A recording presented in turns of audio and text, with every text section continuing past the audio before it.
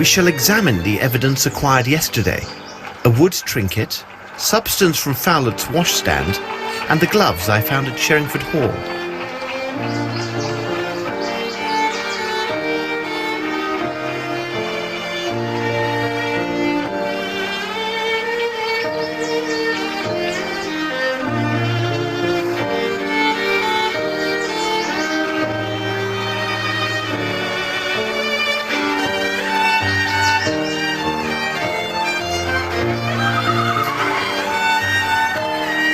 Let me study this more closely.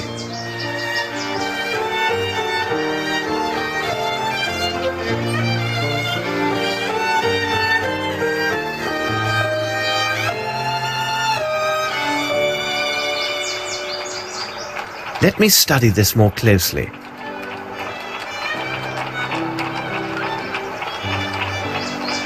A very fine white cotton. I recognize the style of this trinket.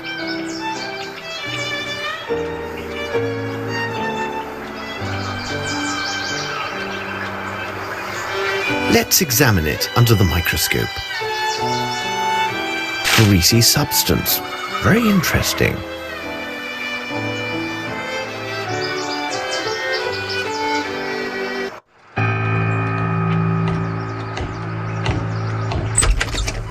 I could not wait for you much longer. We have but a brief moment to discuss your notes before joining the inspector at Sherringford Hall. Poor Lestrade must have spent a terrible night. My word, Holmes, even you have admitted that this case is uniquely perplexing and difficult. You are, of course, correct. I still have not arrived at a reasonable and definite explanation of these events. You see, Watson, our success lies entirely in our ability to sift through the vast amounts of facts and evidence we have at our disposal and discern which items are of true significance. We cannot allow ourselves to be blinded by the superficial logic of forced hypotheses. We also must not overlook the trifles, as by their very existence they can destroy the most solid of theories. Watson, consider this. All persons intimately involved with the preparations for the reception knew the precise position Sir Bromsby would occupy on that stage. We must remark that they had this knowledge for at least a week beforehand. Numerous experts have made much of the fact that the deadly shot was of unnatural precision. We have also learned that Horace Fowler was a renowned expert on all types of mechanical devices and automatons. Then Fowler is found dead a mere 2 days ago. These facts give rise to a serious line of inquiry. I find your deductions quite probable, Holmes. But how can we explain the guest list with notes? Any probable theory about these events must correspond in all ways, including the smallest of details. Watson, I have a general idea of what you discovered during your return to the Flatham railway station. Please correct me if I get any detail wrong. You learned from the station master that several minutes before the arrival of the last train to London, 2 men entered the station one after another. First, there appeared a tall man clothed as a worker. His hat was lowered to hide his eyes, his right hand bandaged. He took a place in the right corner near the platform. A few moments later, Horace Fowler came in and sat down on a bench. He spoke briefly with the station master and by all appearances seemed to be freezing. I can add that you have probably learned that the station master began to work in Flatham only 4 years ago. The rest you can tell yourself. Oh, really, Holmes? You were right concerning the information I received from the station master. When I entered the railway station...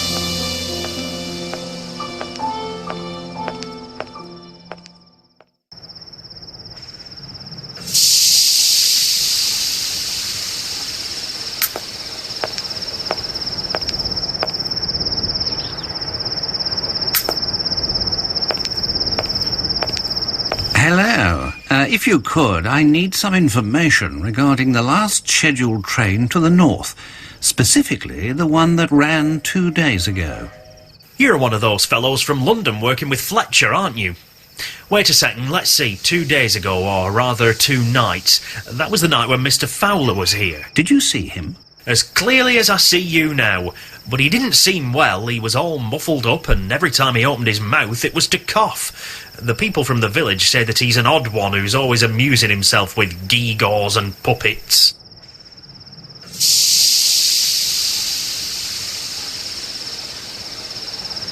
Do you see him often? No, I don't know him that well, because he didn't travel very often. I didn't think it was a good opportunity to make his acquaintance, but he wasn't able to say more than a few words without suffering a sudden coughing fit. It seemed he was travelling to the north. However, I cannot say with any certainty that he arrived there. Was there anyone else on the platform? Yes, there was a fellow. I could see his face beneath his cap, and for a second I thought he had a revolver in his pocket, but then I noticed that it was merely his hand. It was all done up with a large bandage, due to some wound, I suppose. Where was he, exactly? He stood in that corner over there, and Mr. Fowlett arrived a bit later. I heard the sound of his coughing for about 5 minutes after that. When the train arrived, they boarded the same carriage. And where might I find this train carriage? Why, right here. They always use the same carriages when they put together the night trains. Aha, and here it is. This is most advantageous. If it would be a help, I can hold the train for 1 or 2 minutes at the station, so you might have a look inside. Thank you very much.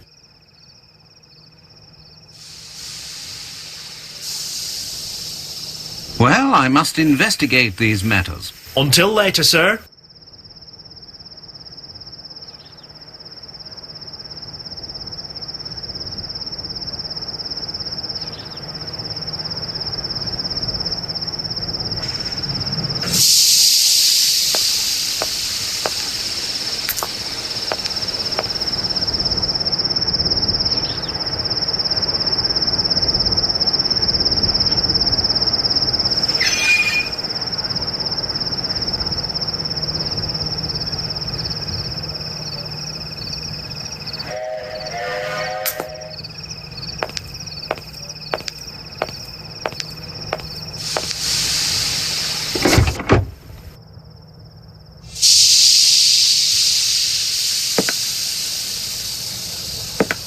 There is nothing of interest here.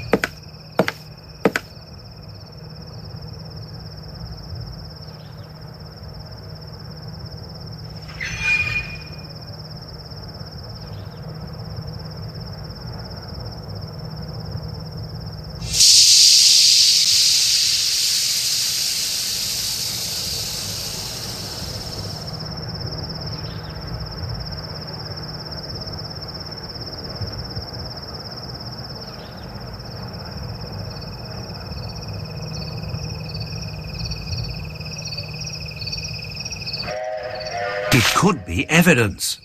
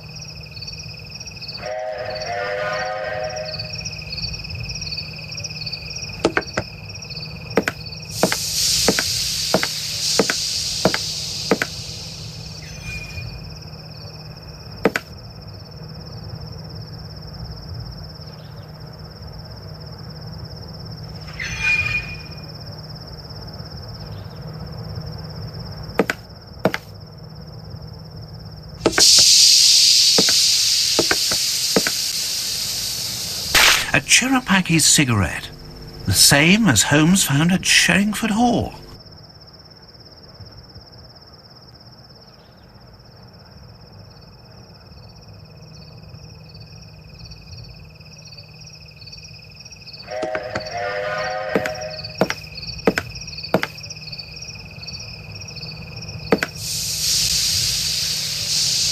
Someone has forgotten their cap, and I believe that hairs on it are red.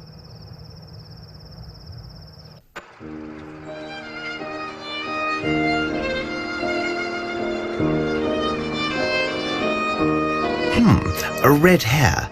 This is splendid, Watson.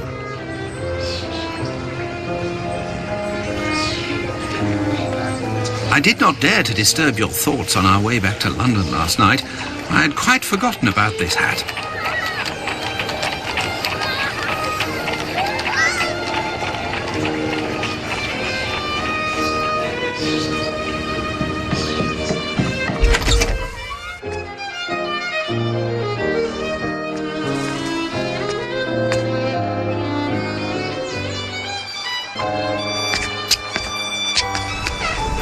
What can we do for you today, Mr. Holmes? Come near, Wiggins.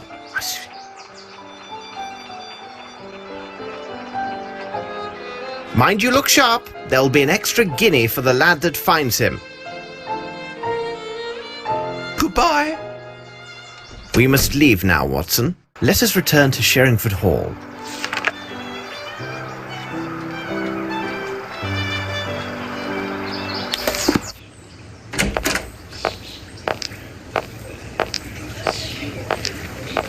Cabby!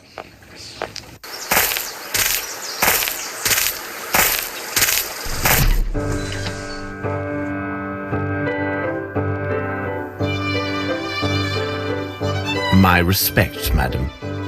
It would seem that you have received good news. Oh, it's Miss Bromsby and her admirer, Lieutenant Harrington. It is wonderful to see love bloom despite such tragic circumstances. Have you ever met Wyatt Collins? The nephew of the late Sir Bromsby? Oh, I have seen him just a few times since I was hired at Sherringford Hall. He stopped visiting the hall because of a quarrel with his uncle, I think. How would you describe him? He was a very tall and slender young man with a bright red hair. He's not well mannered. Have you seen Inspector Lestrade? He is with Miss Bromsby and Lieutenant Harrington in Sir Bromsby's office. He's waiting for you.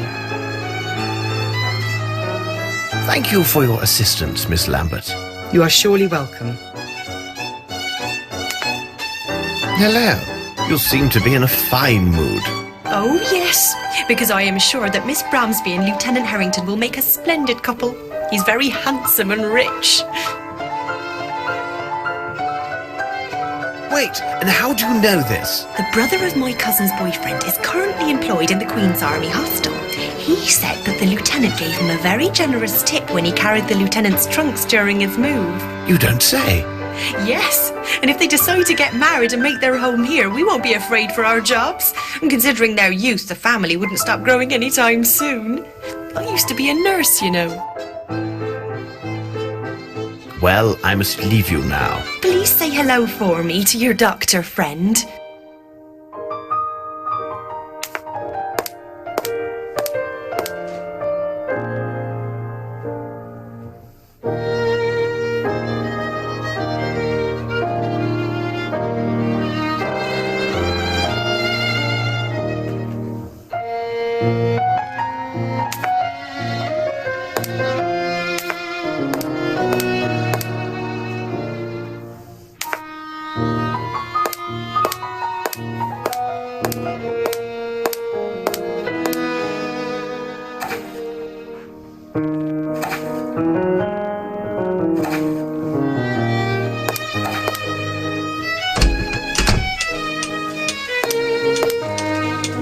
Closed.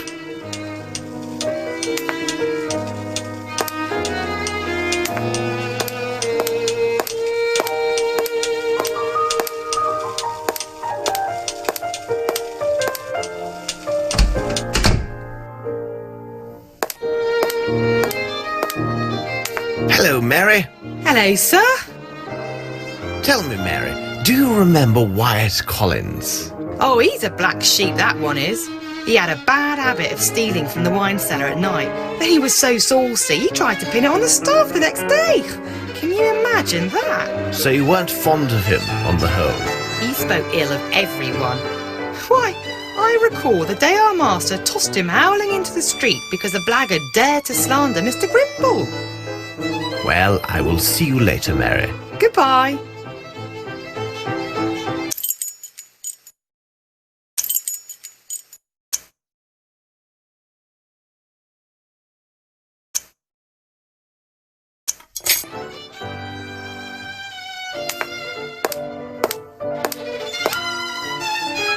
Well, it's not too early.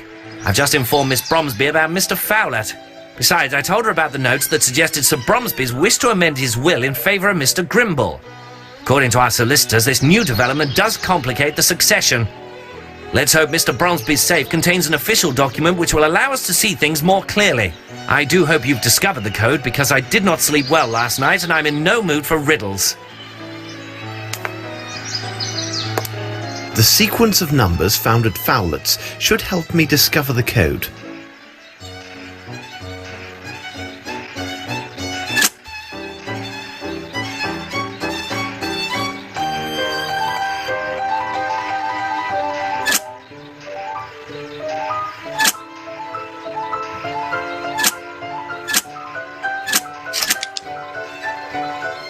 It is simplicity itself.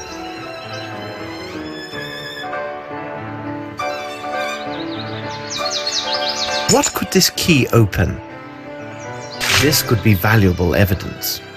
Bank statements. I have no interest in this.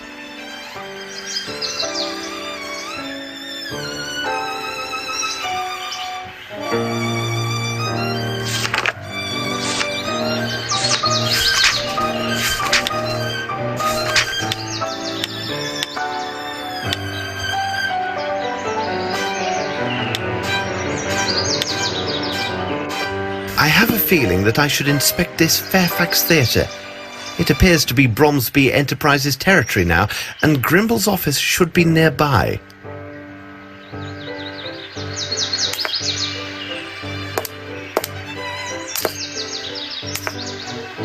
Not one shred of paper about the inheritance. My superiors keep pressing on me, saying that we're going to a crisis in the city. For now, I'll check into this Richards character. What are your plans? First of all, I will need this key. I presume that you have had neither the time nor the opportunity to inform Mr. Grimble about the current state of the investigation. As it is the weekend, could you ask him to come in? Rest assured, it will be done. Miss Bromsby, I will ask you for your continued patience. I have given you my word that I would discover the truth, and upon my word, I shall find it. Gentlemen, Watson, we must take our leave.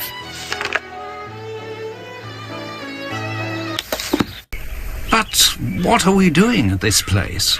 And why did you ask Lestrade to call Herman Grimble to Sherringford Hall? To ensure Grimble would not find us here. In the pursuit of justice, Watson, we are once more obliged to bend the law. Sorry, but why?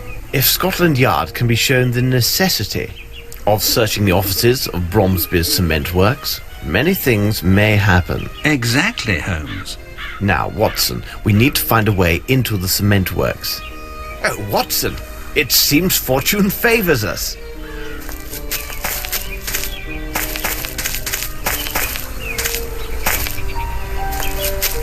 Hello, Mr. Goblet. The last time I saw you, you were filling barrels with motor oil. Well, I'll be jiggered, Mr. Holmes. It is a small world, isn't it? Your days of roaming the docks are long past now, aren't they? Same for me. Tell me, what brings you to these parts? Are you the watchman for this factory? Not official, like. This would be Fat Dub's job. But I take his place on weekends and he checks in on the by and by. Who is regular night watchman? That will be Marty and his dogs. Why, Mr. Holmes? In truth, I'm interested in the recent murder of Sir Bromsby. My investigation convinces me that vital evidence may well lie within this place. Say nothing more. Here's the key for the office. It's the building just to the right after the entrance. The building's in the centre of the workers' cloakrooms. I don't think you'll find much to interest you there.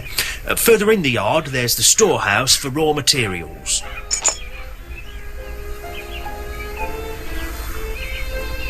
Do you also have the key to the former Fairfax Theatre? No, I don't have that key. The only key I know of was given to Mr. Grimble when the building was bought. Mr. Holmes, you must make haste, as Dubs has not been by for over 2 hours, so I'd expect him in the next quarter hour or so. No need for thanking me. This is small service indeed for all that you've done for me in the past. We will return. I'll wait for you.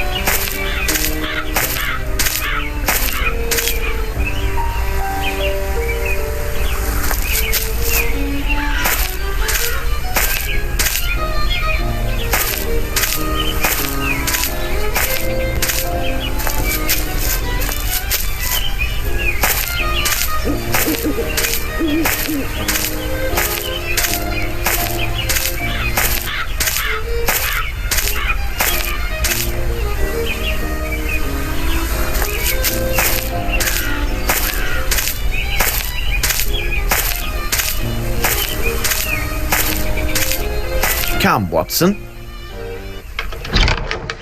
Watson, stay by this window and let me know as soon as you see a large man coming from the other side of the street. All right, Holmes.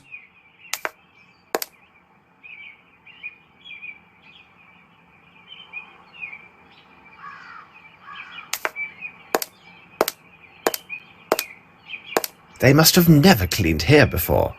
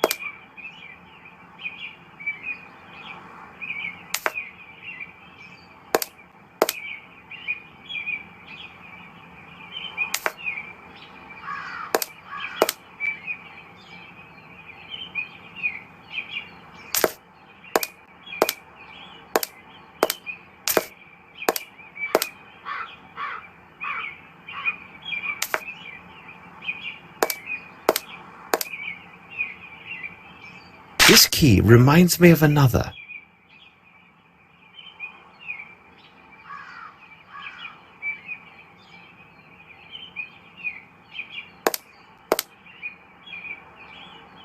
photographs of several completed projects of Bromsby's enterprises. Let's have a closer look. It is young Grimble, and there are visible signs of family resemblance between the two men.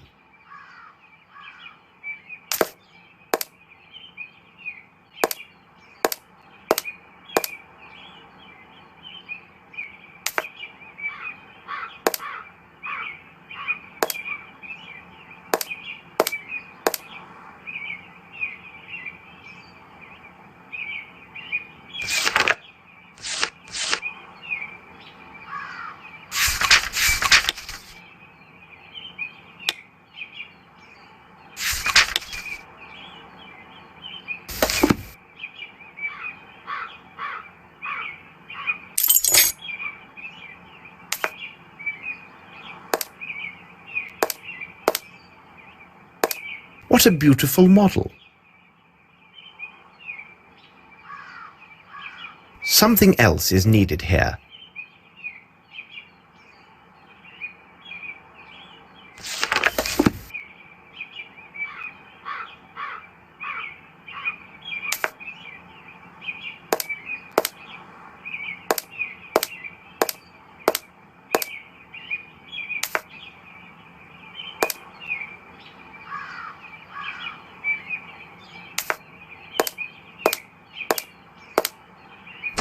This is a veritable museum.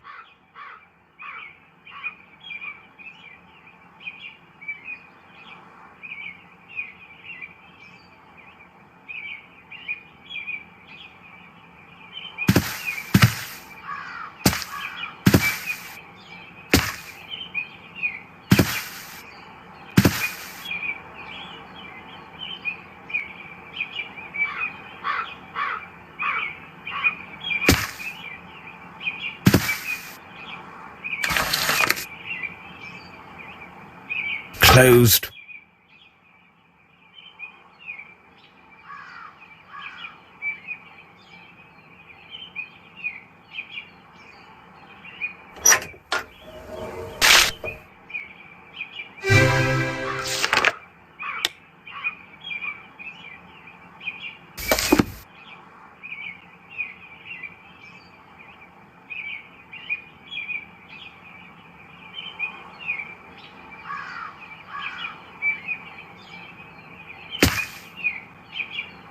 Closed.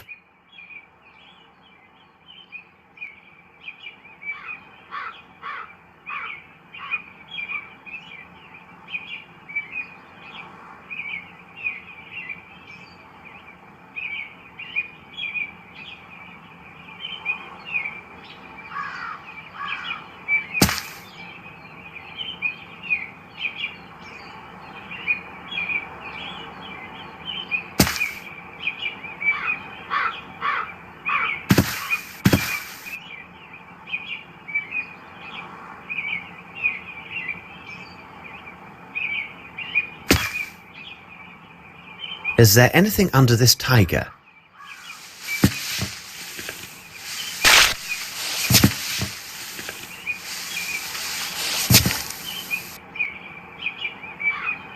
This writing is very hesitant and jittery.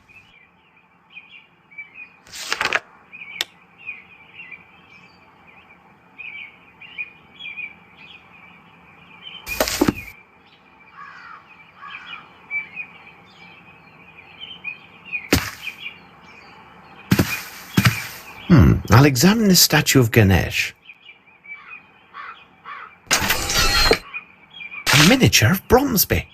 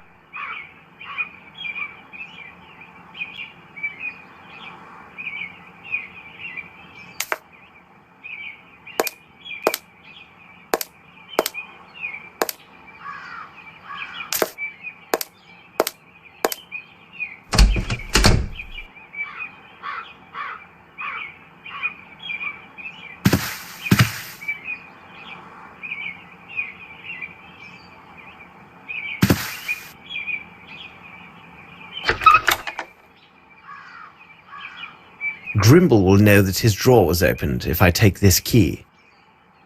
I can't keep these documents.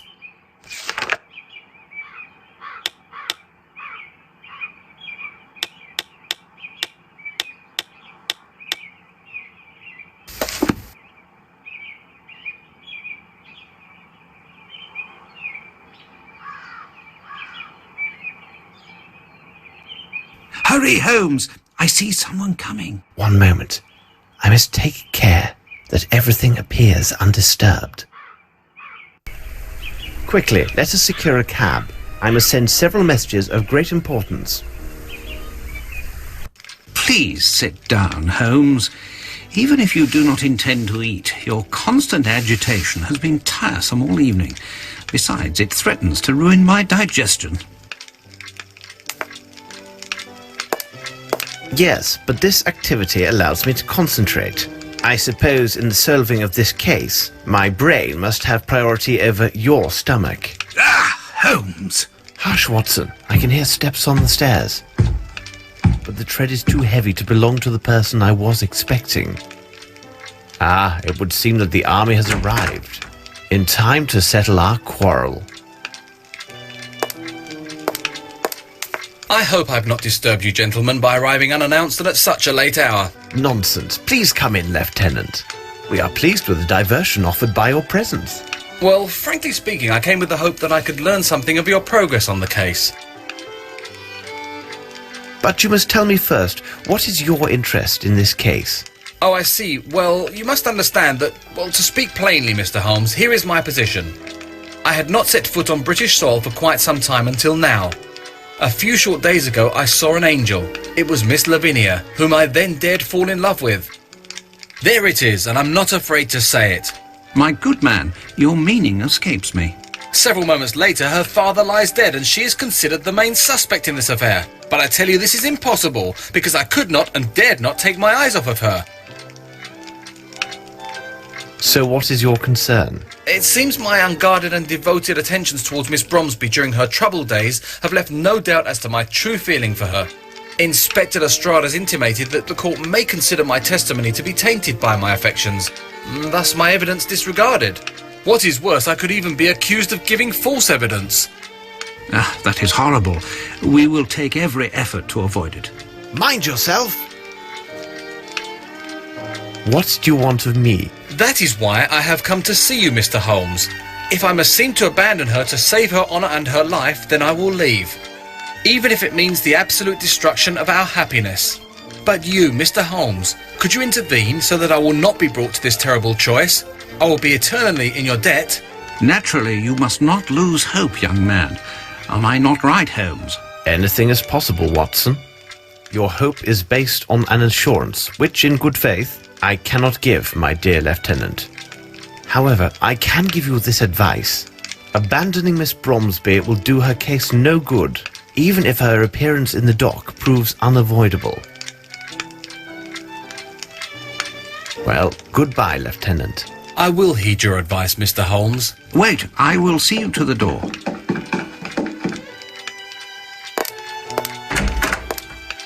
We got him, Mr. Holmes. He was going into the Bromsby Cement Works. What did you say, Wiggins? The man you're looking for went into the Bromsby Cement Works, mister, to the rear entrance. It was at night. Stapleton spotted him clear as day. Isn't that right, Stapleton? Here is your money and your extra guinea as promised. Well earned, lads. Bravo, Stapleton. Sometimes, Holmes, I do not know what stops me from... What are you going on about, Watson? You know very well what I am referring to. This brave young soldier is in total despair and broke down in tears in these very rooms. But the great Sherlock Holmes could not give him a farthing of hope or compassion. No, on the contrary, the great Holmes assures him instead that his beloved will likely stand trial, which... We do not have time to argue my methods. My irregulars have just found the mysterious passenger who took the train with a man presumed to be Horace Fowlett. On the very night that Fowler was murdered, our elusive passenger has been traced to the Bromsby Cement Works. There is not a moment to lose. I must return to that place. Are you with me? The Bromsby Cement Works? Of course. According to Mr. Goblet, the cement factory will be guarded by a pair of dogs. We need to be very discreet.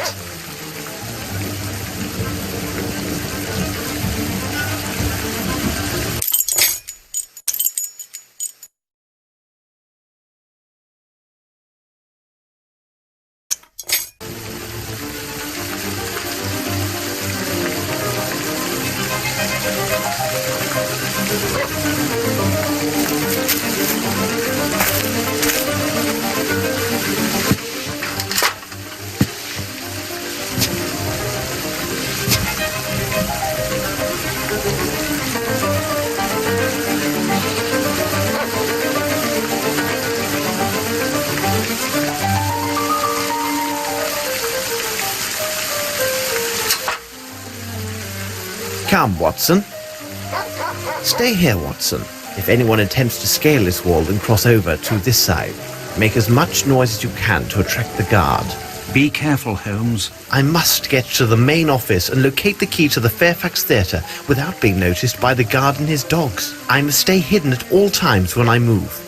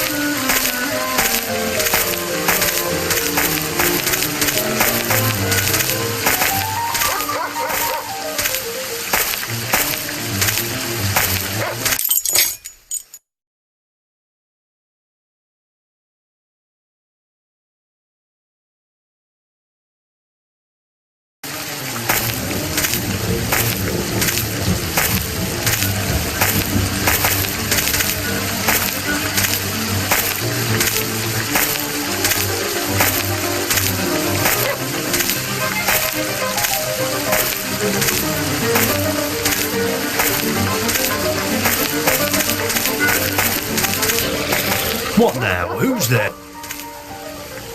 Stop where...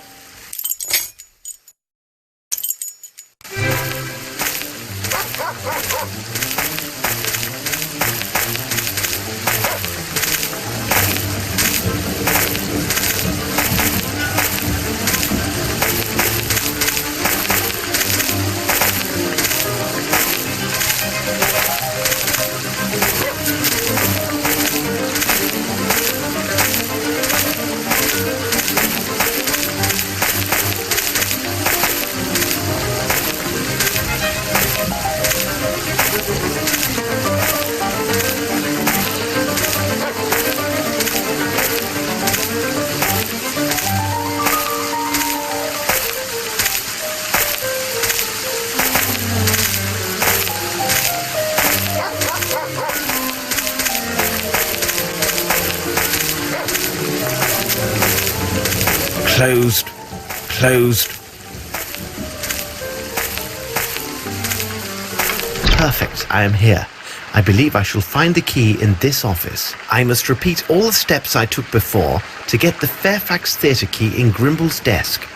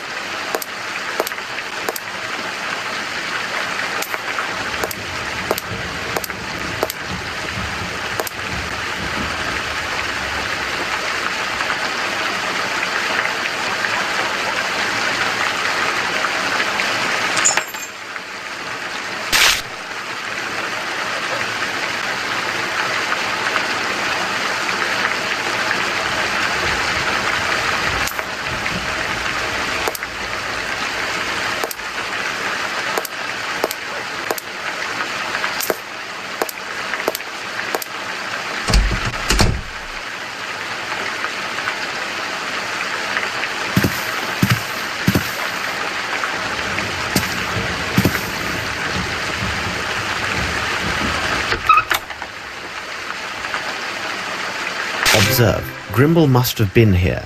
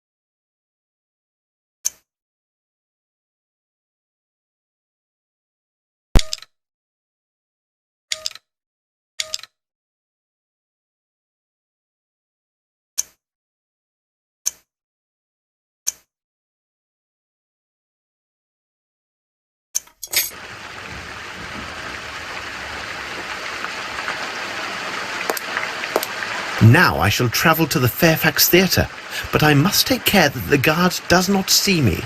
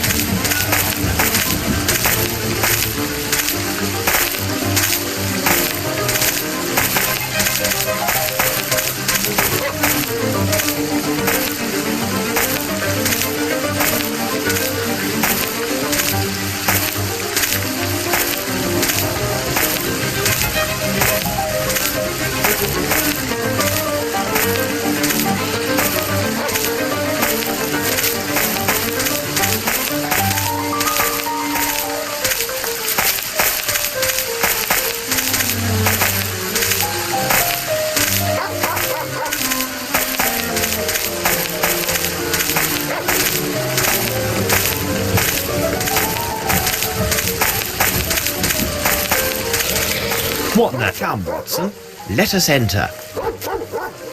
Watson, look to the gate and let me know if a guard or anyone else is coming. All right, Holmes.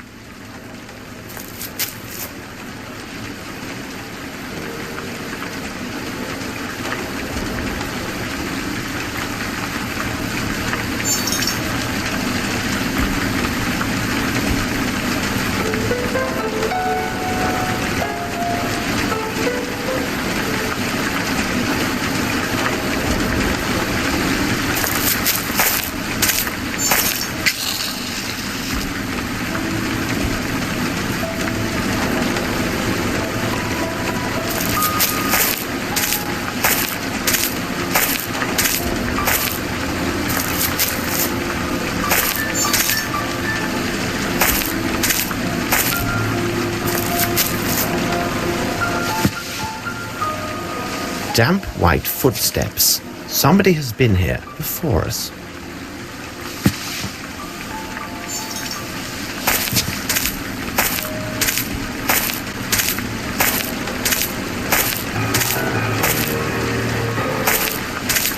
This lock is very old. I think I may be able to force it. Let us enter. I must light the lamp. I can't see a thing.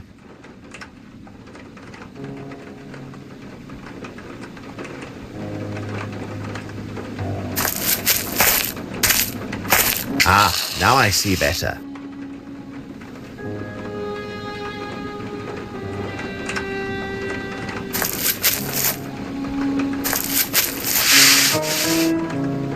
Traces of blood and hair.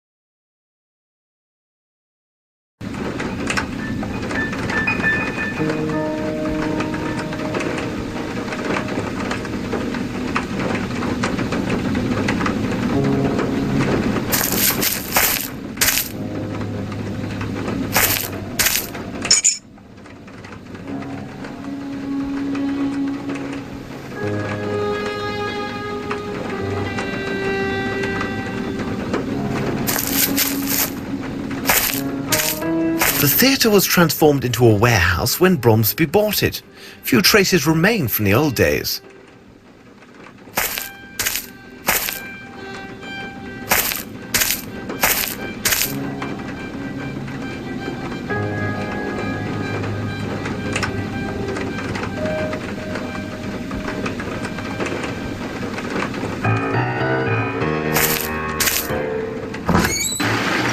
This place is rather sinister.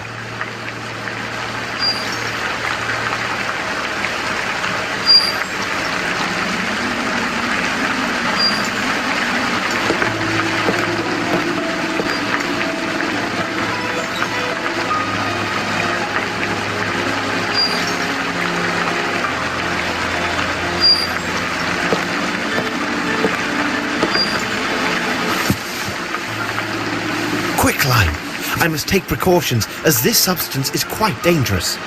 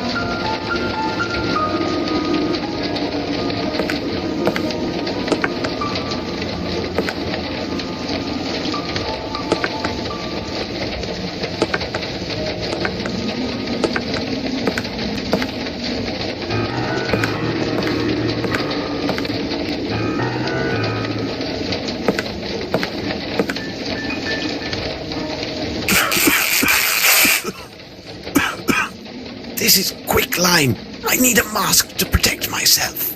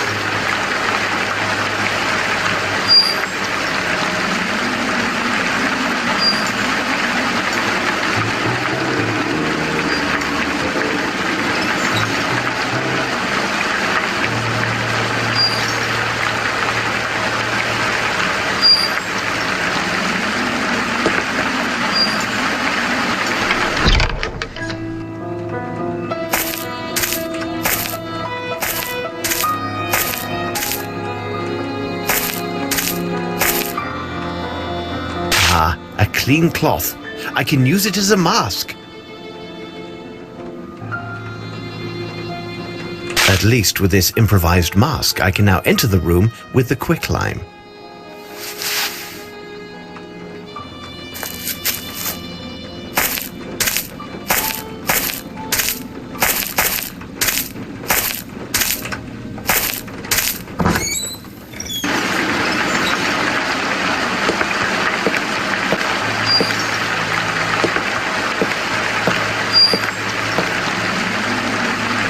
We are running out of time.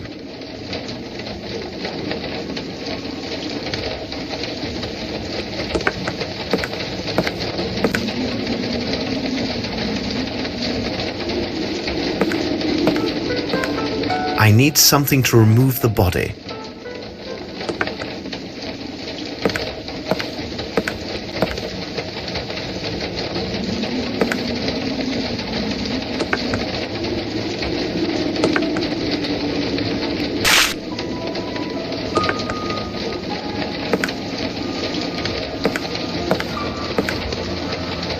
No, I need to find something else.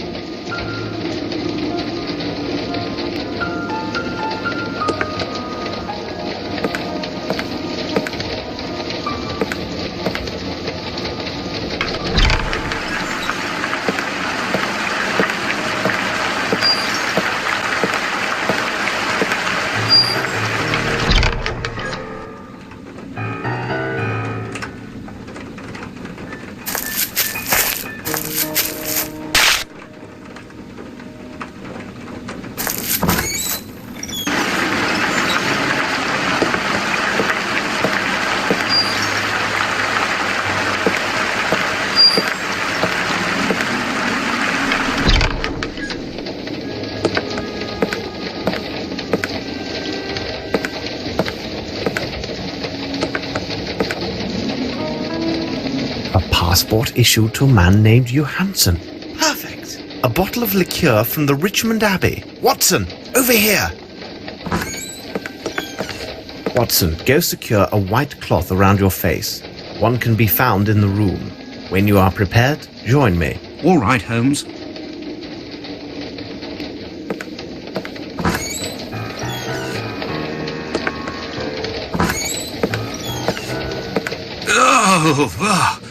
Oh, poor devil. Yes, there's something of the devil in this. However, I'm sure in a way you have not considered. We should take our leave as quietly as we came. I do hope that Lestrade will follow my instructions to the letter. If we want to keep our advantage in this inquiry, no one can know that we have discovered the body.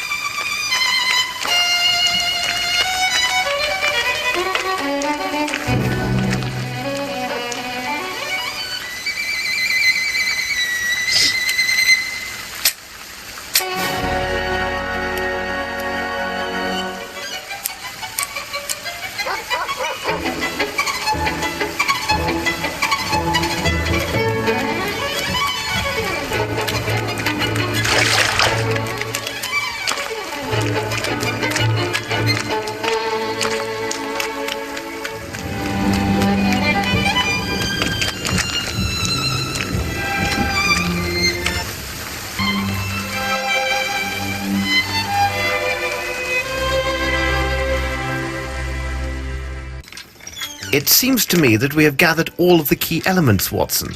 However, before we retire, let's summarize our findings.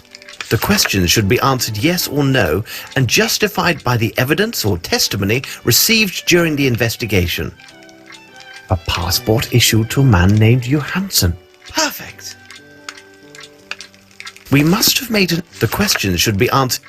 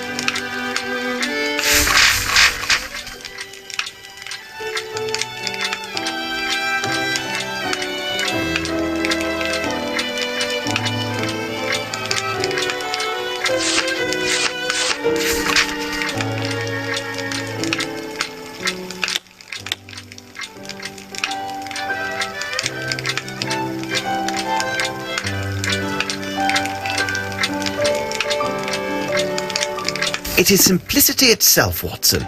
We have answered all the questions.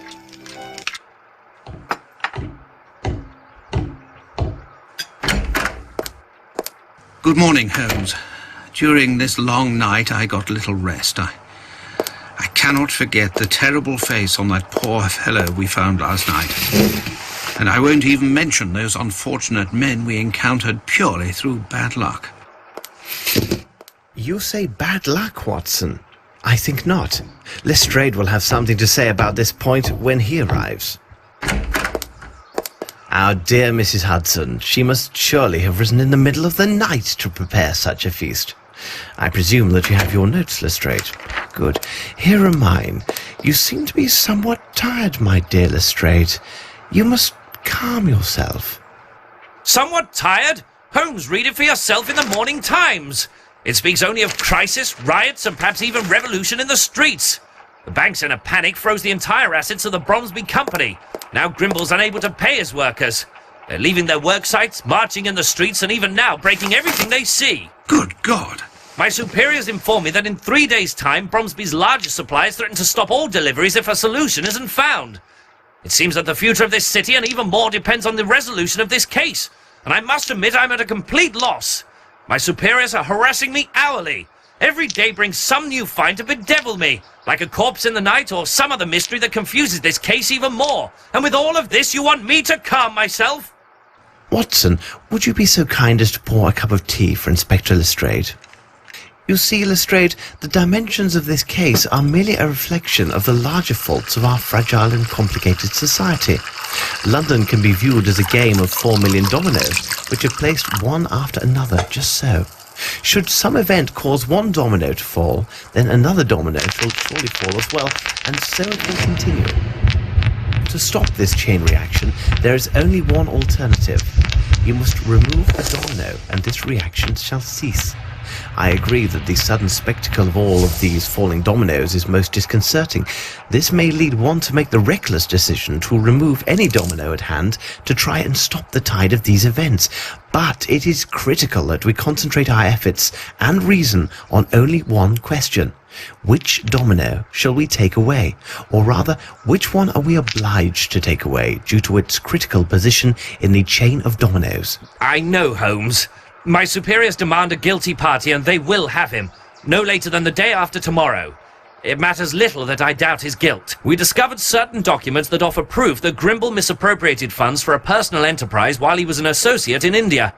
Sir Bromsby had discovered these improprieties, which gives Grimble an excellent motive to seek Sir Bromsby's death. So I have two strong possibilities for the guilty man. But I lack definitive evidence that favours one or the other. My choice is now ruled solely by a number of important presumptions and will have two immediate consequences. One of these individuals will obtain ownership rights in the Bromsby Company, and the other will have the executioner's rope. Either way, Holmes, we've identified one of your attackers. If you need me, I'll be at Sherringford Hall tonight. You have shaken him, Holmes. Such was my intent. In such a complicated case, the police have their uses. I cannot bear if they start to lose their efficiency and reason. I'm going to get dressed while you study Lestrade's findings. I must read the documents Holmes gave me.